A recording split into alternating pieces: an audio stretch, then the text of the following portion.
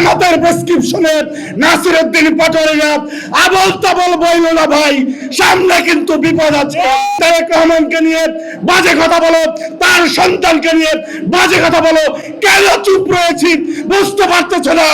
যদি ধৈর্যের বাঁধ ভেঙে যায়, ধৈর্যের বাঁধ ভেঙে গেলে কিন্তু মঞ্চে বক্তৃতা দেওয়ার কোনো সুযোগ থাকবে না। জুলাই গণঅভ্যুত্থান ঢাকা বিশ্ববিদ্যালয়ে আমরা শিক্ষার্থীরা যারা আহ্বান করেছে, যারা সামনে ছিল, এরপরে এই আহ্বানের মাধ্যমে কি সফল হয়ে গেছে? হাসিনার পুলিশ কখন ভয় পেয়েছে, কি কি করা লেগেছে, কত কাজ করতে হয়েছে তোমরা কিন্তু জানো না। তোমরা বড় বড় কথা বলো, কোথায় ছিল আমরা কিন্তু জানি। 5 তারিখের পরে শুধুমাত্র বাংলাদেশে যাতে বিভাজন তৈরি না হয়, বাংলাদেশের স্থিতিশীলতার স্বার্থে আমরা ধৈর্য ধরেছি।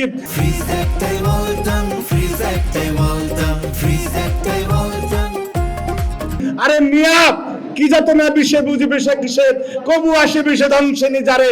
যখন রিমান্ডে নিয়ে নির্মম নির্যাতন করতে করতে হাসপাতালে ভর্তি করেছে, আবার একটু সুস্থ হওয়ার পরে আবার নির্যাতন করেছে, তারা বলেছে তারেক রহমানের বিরুদ্ধে স্টেটমেন্ট দিতে হবে, কিন্তু তারেক রহমানের কর্মীদের কাছ থেকে সেই স্টেটমেন্ট দিতে পারে নাই। আর সেই তারেক রহমানকে নিয়ে বাজে কথা বলো, তার সন্তানকে নিয়ে বাজে কথা বলো, কেন চুপ রয়েছি বুঝতে পারতেছো না?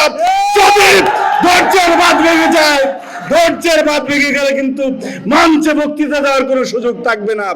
সুতরাং বাংলাদেশের স্থিতিশীলতার স্বার্থে তারেক রহমানের বডি ল্যাঙ্গুয়েজকে ধারণ করে উনি কি চাচ্ছেন, উনি বাংলাদেশকে এগিয়ে নিতে চাচ্ছেন, উনি বাংলাদেশের স্থিতিশীলতা চাচ্ছেন, এই সমস্ত বিবেচনায় আমরা কিন্তু কোনো কথা বলি না। তোমাদের প্রতি অনুরোধ থাকবে, আমরা এখনো কৃতজ্ঞতা চিত্তে তোমাদের অবদানকে স্মরণ করতে চাই। তোমরা যেভাবেই ছিলাম, মাঠে ছিলাম, জুলাই গণঅভ্যুত্থানে একসাথে কাজ করেছি।